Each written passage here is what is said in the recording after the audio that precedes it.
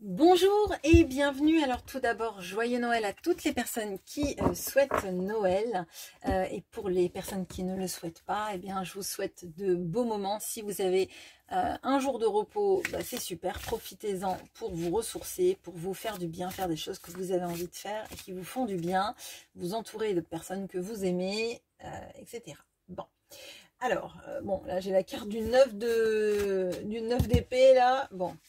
Ok, alors le tirage, j'ai envie de l'axer sur ce que pense cette personne vis-à-vis de vous en ce moment, au moment où vous regardez cette guidance.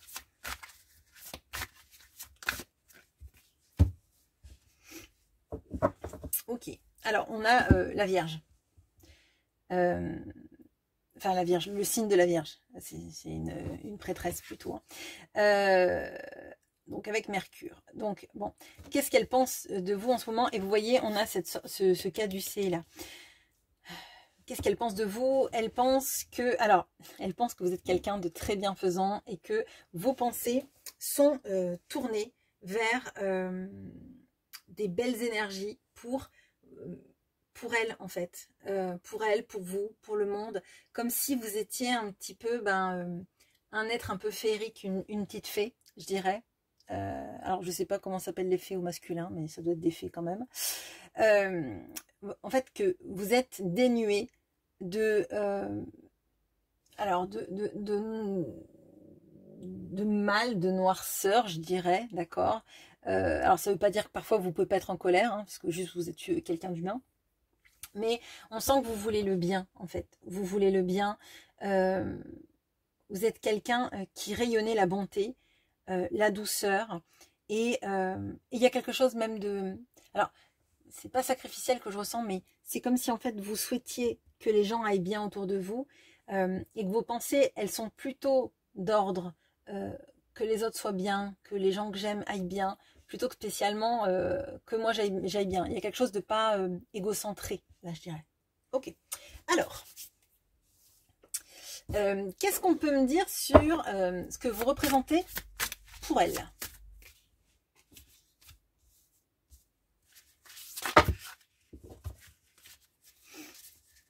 Bon, visiblement vous êtes quelqu'un avec qui elle a du mal à communiquer. Je vous le dis. Oh. Ok, alors, on a le mat, on a le 10 d'épée, on a le 3 d'épée. Alors, qu'est-ce que vous représentez pour elle? Alors, on a toujours cette notion de quelqu'un d'assez magique. Vous voyez, on dirait quelqu'un qui a une sorte de baguette magique et qui va pouvoir traverser le précipice sans se faire mal. Avec la foi, avec la foi. J'ai vraiment cette notion-là.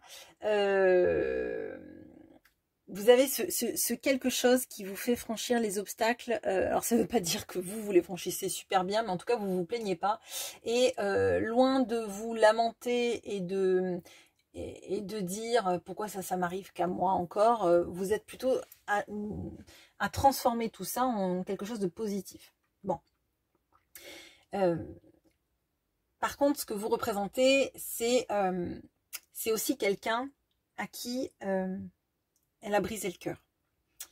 Là, il y a énormément d'énergie de culpabilité et du mal qu'elle vous a fait. Là, très clairement, j'ai l'impression qu'elle se sent le diable alors que vous êtes la Vierge. Bon, c'est un peu bizarre. Mais puis, alors, vu le jour où je tourne ça, je vous dis, l'énergie est assez forte, mais j'ai vraiment cette notion-là en fait, vous voyez pas le mal, vous faites pas le mal, et elle a fait du mal peut-être, alors je dirais à la licorne. Vous voyez, typiquement, j'ai le film Légende dans la tête. Vous voyez, cette notion de faire du mal à la personne, à l'être le plus pur du monde. Hein.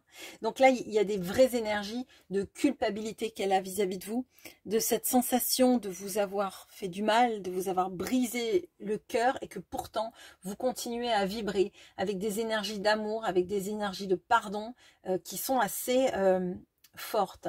Et vous voyez, ce caducée là, c'est comme si vos énergies lui revenaient de temps en temps, comme si vous essayiez de poser un baume revigorant sur elle, alors qu'en fait, les plaies, c'est elle qui vous les a fait. Vous voyez, alors ça ne veut pas dire que vous n'en avez pas fait, vous. Mais on a cette notion vraiment euh, vous êtes quelqu'un d'assez incroyable, en fait. Ok. Bon. Ok. Quels sont ces sentiments pour vous?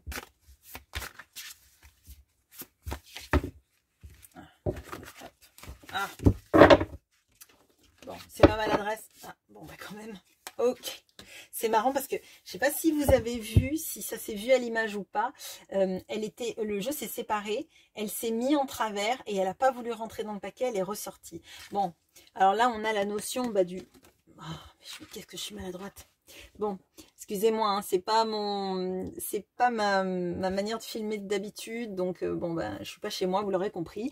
Donc on a vraiment ça. Alors là, qu'est-ce qu'on a? On a vraiment le couple idéal, on dirait presque Adam et Ève avant la pomme, quoi. Enfin, on a cette notion-là. Alors, qu'est-ce qu'elle a comme sentiment pour vous? Ben, énormément de sentiments d'amour. Là, on a le bélier et on a le taureau. Bon, ça veut rien dire, je vous le dis à titre indicatif, enfin ça veut rien dire. Ça veut peut-être dire quelque chose pour vous, mais c'est pas que les béliers et les taureaux qui sont dans cette notion-là, vous voyez. On a vraiment la notion de qu'est-ce qu'elle ressent pour vous. Ben, elle ressent un amour infini et l'impression que vous êtes la bonne personne pour elle, que Cupidon a lancé sa flèche et que vous êtes unis en fait. Ce qui doit rendre, je vous le dis clairement, ce qui doit rendre la culpabilité encore plus forte, parce qu'avoir fait mal à la personne qui est faite pour soi, c'est très compliqué. Alors, oui, c'est compliqué. Visiblement, avec mes mains aussi, c'est compliqué. Hein. Bon, alors, qu'est-ce qu'elle éprouve pour vous? Je vais la prendre quand même. Des regrets, bon, ça on aura bien compris. Ouh. Ok, alors, c'est beau. Alors, elle a énormément de regrets. Elle a énormément de regrets de ce qu'elle a fait, de ne pas avoir su avoir assez de force pour imposer cet amour, d'accord, pour le vivre, pour l'expérimenter, pour vibrer à fond cet amour. Il y avait quelque chose de très cloisonné en elle, hein, qui n'existe plus. Enfin, qui n'existe plus. Je pense qu'elle a encore des limitations parce que justement, il y a de la culpabilité, mais c'est quelqu'un qui a envie de vous séduire, qui a envie de vous dire des choses qu'elle n'a jamais dit, qu'elle n'a jamais osé dire, qui se rend compte à quel point en fait elle vous aime, à quel point elle a voulu sans doute contrôler beaucoup de choses dans la relation et finalement c'est elle qui perd à la fin. Alors c'est vous qui souffrez, mais je pense qu'elle souffre aussi. Elle souffre en fait de ne pas s'être laissée assez aller à la passion et à l'amour qu'elle ressentait. Qu'est-ce qu'elle a pour vous? Les sentiments qu'elle a pour vous, elle a aussi beaucoup de désir. On va pas le nier et je pense que le désir et l'amour mêlés, c'est super, je dirais. Si c'est le désir tout seul, bon bah c'est moins super, on va dire, encore que vous faites bien ce que vous voulez. Mais on a vraiment ça en fait. Vous embrasez son cœur, vous embrasez son âme, bon, son corps aussi, voilà. Mais il y a quelque chose comme si, quand elle était auprès de vous, c'était comme si elle était dans un territoire sacré, dans lequel on prend soin de vous. Il y a quelque chose de très pur qui émane de vous et qui la bouleverse, en fait, très clairement.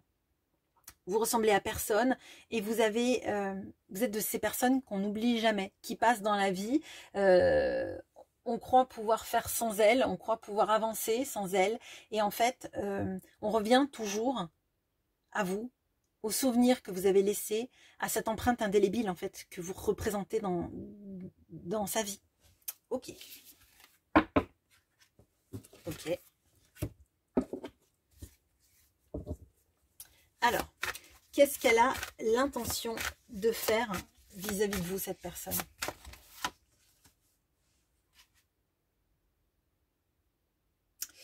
Je vais remettre une carte parce que là, je vois qu'il y a un fossé qui est creusé. Mais je voudrais savoir si cette personne, elle veut boucher la faille de San Andreas ou si elle espère que juste contempler tout ce qui se passe dans un mode bon bah c'est fini, tant pis pour moi, vous voyez. qu'est-ce qu'elle veut faire de ce fossé? Ok, bon, très bien. Alors, qu'est-ce que... Pardon, j'ai été interrompue. Donc, qu'est-ce qu'elle a envie de faire? Vous voyez, là, on a un couple qui se regarde et il y a une faille qui s'est creusée entre eux. D'accord? Malgré tout, sur le pommeau de l'épée, il y a un cœur. Les deux se regardent. Alors, lui, il est un peu énervé et elle a l'air déçue. Et quand je demande ce qu'ils veulent faire, ces deux personnages, ce qu'elle veut faire de cette faille, on voit qu'ils se retiennent la main et qu'ils se... alors, ils se regardent pas. Il y a quelque chose de plutôt de la réconciliation, mais dans une sorte de silence et de quiétude. Alors, j'imagine bien que vous, si elle revient et qu'elle ne vous parle pas, ça va pas faire avancer énormément le schmilblick. Mais la notion que j'ai, c'est comme si en fait aucun mot n'était assez fort. Bien sûr, il en faudra, mais aucun mot n'est assez fort et finalement, il faut arrêter d'écouter en fait le saboteur qu'on a dans la tête. Il faut arrêter de comptabiliser, je dirais, tout ce qui nous différencie et plutôt se concentrer, faire un focus essentiel sur ce qui vous relie. On l'a vu tout à l'heure, il y a ce couple-là. Ce couple-là, c'est un peu ce couple-là, avec des coupes de cheveux différents. Ah, pardon, excusez-moi. Ce couple, oh là là là. Bon, voilà. Excusez-moi, hein, vraiment, je n'aurai pas l'Oscar de la meilleure réalisatrice. Donc, ce couple-là, c'est ce couple-là, d'accord? Et pour moi, là, vraiment, ce qu'elle a envie de faire, c'est plus se focus sur ce qui vous lie que ce qui vous sépare. Je pense que de toute façon, c'est vers ça qu'il faut qu'elle avance, parce que si elle se focalise tout le temps sur ce qui vous différencie, elle va trouver plein de raisons de ne pas oser revenir, de continuer dans des schémas qui vous ont fait du mal, etc. Sauf qu'en fait, maintenant, elle a compris que ça vous avait fait du mal, que ça vous avait brisé le cœur, mais qu'elle en souffrait aussi, d'accord? Elle souffre de cet éloignement, de cette distance que potentiellement elle a mis ou que vous avez acté parce que ça vous a fait du mal, hein, ça je sais pas, mais toute situation est différente, mais on a vraiment cette notion-là d'arrêter, en fait, de faire le focus sur les différences et plutôt sur l'amour, tout simplement. Hein. Et là, bon, les énergies d'amour, ça serait bien que ça triomphe quand même. Hein. Alors, on a quoi? On a le bélier et on a la balance. Et là, on a le gémeaux et on a le poisson. Ok. Alors, qu'est-ce qu'on peut me dire de plus, du coup? Comment est-ce qu'elle compte faire triompher l'amour, je dirais?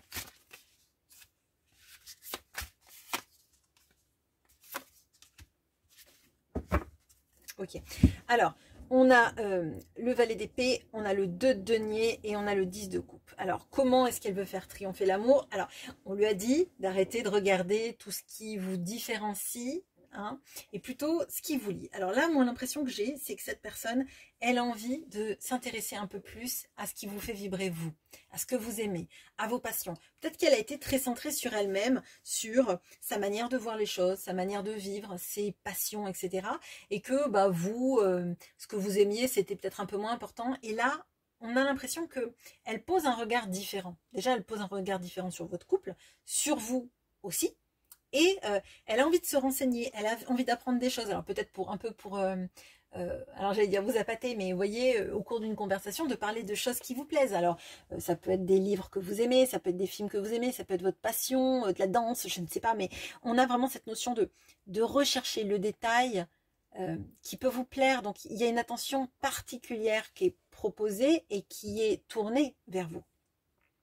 Qu'est-ce qu'elle veut faire? Ben, elle veut arrêter de jongler. En fait, dans sa vie, elle veut arrêter je dirais de faire un peu n'importe quoi à certains moments, et elle a envie d'équilibrer en fait sa vie. Elle a envie de redonner de l'équilibre dans sa vie, et pour moi, ça passe justement par cette notion d'arrêter de voir ce qui vous différencie plus ce qui vous lie. Et dans la vie, en fait, plutôt de voir le positif et pas le négatif, c'est-à-dire toutes les choses qu'on peut entreprendre et qui peuvent marcher, plutôt que tout ce qui ne marchera pas. Ok. Et qu'est-ce qu'elle veut? Bah, visiblement, c'est s'unir à vous. S'il y a une notion de couple recomposé, enfin de famille recomposée, pardon, elle a envie de travailler sur ça. Elle a envie d'être un bon beau-père, belle-mère, elle a envie d'être un bon gendre, elle a envie tout simplement que les gens que vous aimez se sentent à l'aise avec elle et que les gens qu'elle aime se sentent à l'aise avec vous. D'accord? Donc, il y a quelque chose de la préparation du nid, d'accord? On sait qu'on est fait l'un pour l'autre, on sait que c'est allé trop loin, on sait que ça a fait trop mal, mais maintenant, en fait, ce qui prime, ce qui est important, c'est que vous soyez heureux tous les deux. Mais vraiment, vraiment. Et là, moi, je la sens active dans ce processus. Ok. Alors, dernier petit détail. Alors, un petit conseil pour vous.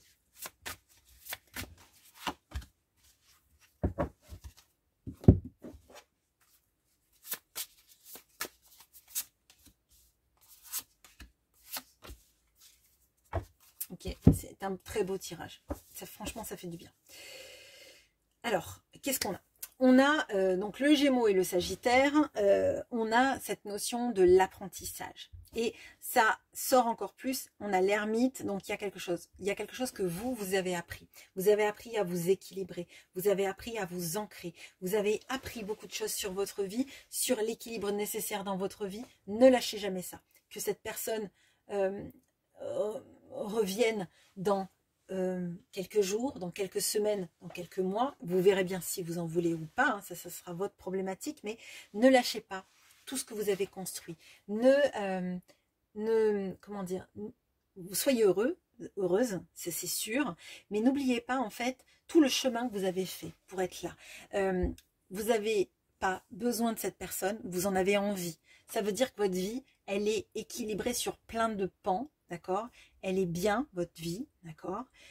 Elle a été sans doute dure à acquérir, d'accord? Vous êtes passé par des moments difficiles puisqu'on l'a vu avec ce 3 d'épée, mais vous avez créé quelque chose, vous vous êtes créé votre vie, votre réalité, vos conscientisations, et ça, ne le laissez pas de côté, très clairement.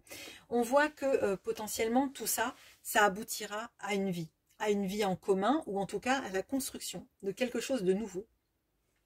Mais c'est vraiment quelque chose de nouveau, basé sur des bases extrêmement solides, d'accord? C'est-à-dire, en fait, ne vous reniez pas. Ne reniez pas aussi la présence de cette personne et son envie de construire, parce que vous construirez à deux. Vous voyez, là, on a la notion d'un socle, mais il n'y a pas de mur, il n'y a pas de fenêtre, il n'y a pas de porte, parce que l'autre personne va aussi apporter ses pierres à l'édifice, et donc vous allez construire à deux. Il y a une co-construction, c'est pas que votre monde, c'est pas que le sien.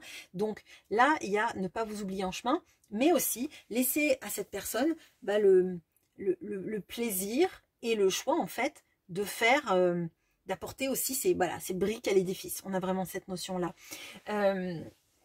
Il y a quelque chose de très connecté que vous avez, et ça, vous n'êtes pas obligé de le renier, vous n'êtes pas obligé de le laisser de côté. Et c'est pas parce que par exemple cette personne elle essaie de s'intéresser à ça mais qu'elle vibre pas les mêmes choses que vous devez l'abandonner dans un coin. Si ça vous fait vibrer, si ça vous fait du bien, bien continuez. On ne vous demande pas de vous nier, très clairement.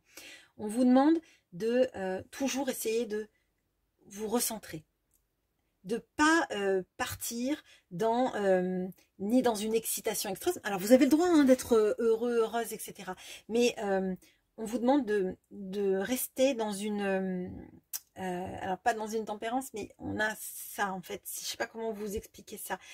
C'est un peu la voie du milieu, c'est-à-dire on est heureux, on est bien, mais on se désaligne pas en fait. Les choses, on les accueille.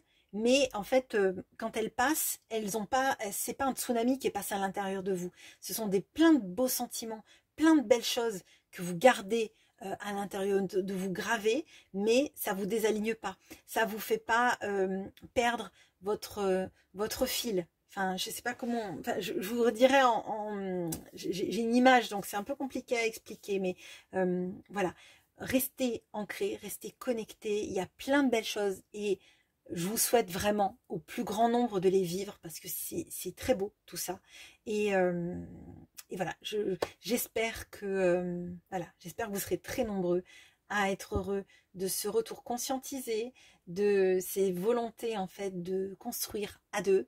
Et voilà, je vous souhaite un très joyeux Noël. À bientôt.